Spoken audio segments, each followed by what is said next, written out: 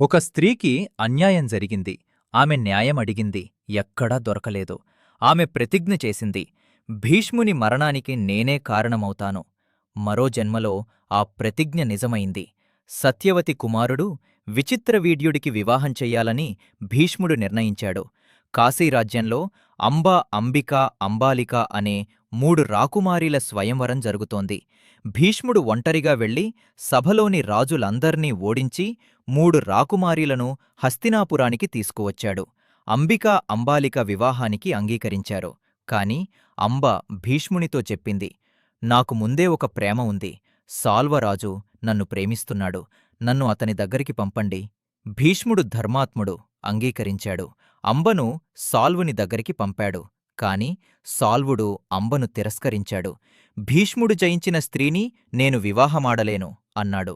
అంబ తిరిగి హస్తినాపురానికి వచ్చి భీష్మునికి చెప్పింది, మీరే నన్ను వివాహమాడాలి. భీష్ముడు అంగీకరించలేదు. అతడు ప్రతిజ్ఞాబద్ధుడు. అంబ అనేక రాజుల దగ్గరికి వెళ్ళింది న్యాయం కోసం. ఎక్కడా దొరకలేదు. చివరికి ఆమె పరశురాముని దగ్గరికి వెళ్ళింది.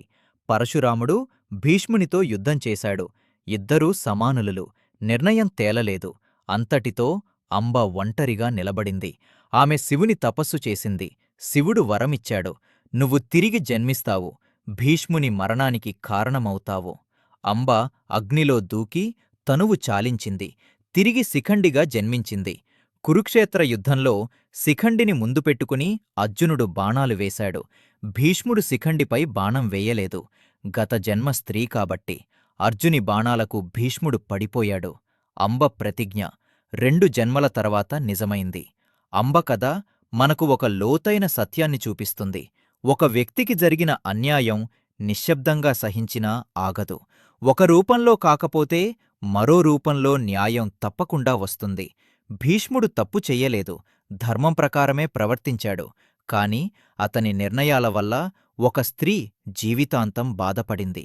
మన నిర్ణయాలు మనకు సరైనవి అనిపించినా ఇతరులపై వాటి ప్రభావం ఏమిటో కూడా ఆలోచించాలి. రేపు ధృతరాష్ట్రుడు మరియు పాండురాజు. ఒకే ఇంట్లో 2 తత్వాలు. 2 తత్వాలు. ఒకరు అంధుడు బాహ్యంగా, మరొకరు అంధుడు అంతరంగంగా. హస్తినాపుర సింహాసనానికి వారసత్వ సమస్య ఎలా మొదలయిందో రేపు తెలుసుకుందాం.